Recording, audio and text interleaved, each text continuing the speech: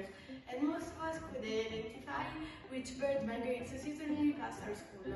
So, our first question was, can people in our school community recognize different bird species? This fit perfectly with our school science theme this year, which is biodiversity. Biodiversity means the variety of life on Earth, from plants and animals to entire ecosystems, and birds are one form of biodiversity that is often overlooked. The interesting thing about birds is there are many different species. In fact, Italy is used as a stopover site for long seasonal migration from Africa to North America. We learn a lot about climate change, and maybe this could affect birds too, which leads me to our second question. Have stopover sites in Italy changed over time? To complete our research, we used both digital tools and scientific data. Using digital tools was both exciting and educational because we used real-world data like professional scientists do. We analyzed data from a survey we did on Google Forms. We used iNaturalist and eBird-like websites. We analyzed the satellite images using the Copernicus browser. We even used it last year for studying glaciers, but this year we looked at different wetlands, stopover sites for our migrating birds.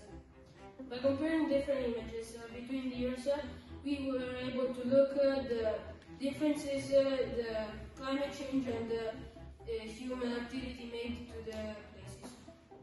We also made detailed posters about what we learned with scientific drawings done in ArcTrue, and we shared this with the whole school community.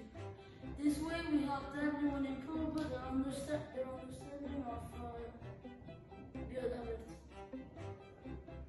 My bird is the Leona's falcon, Falcon leonai, and it has a very strange and unusual migrating pattern. It breeds into Mediterranean islands. My bird is the osprey, Pandion alietus, a bird of prey that dives into water to catch fish.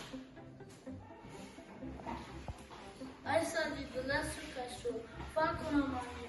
It is a falcon that migrates between Europe and Africa.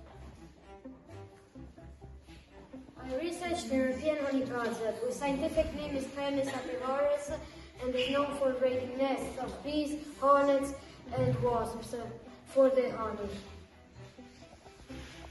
My bird was the Eurasian hawk,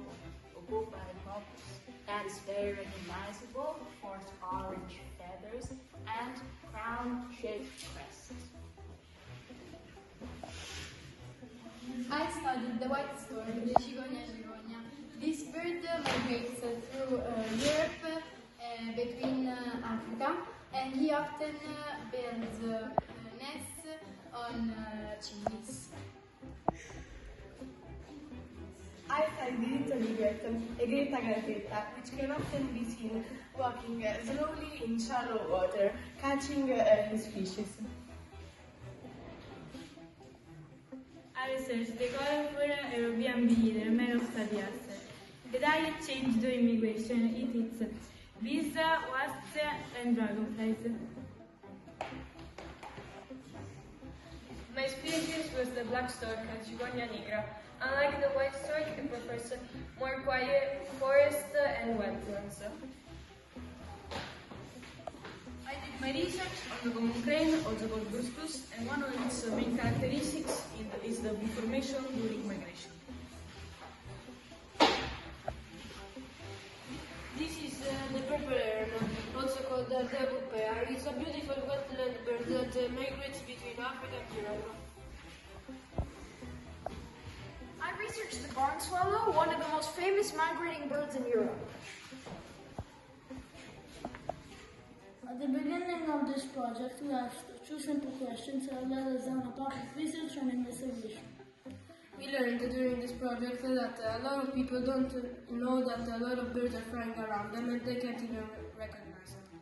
We also learned that their travel is based on change of temperature, so with climate change, their migration pattern will change. Through research and observation, we learned about different species. We improved making graphs and analyzing data. We learned their names, not only the common ones used in English, but also the Italian and scientific names too. These species travel far and fast, and through mapping on Google Earth, we found out the migration and the stopovers of Italy. During the science fair, we shared what we discovered with the community.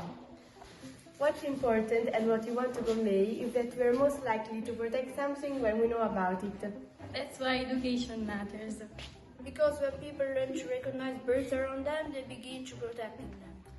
Protecting biodiversity means protecting the environment, which is something we need for our future. So how many bird species can you recognize?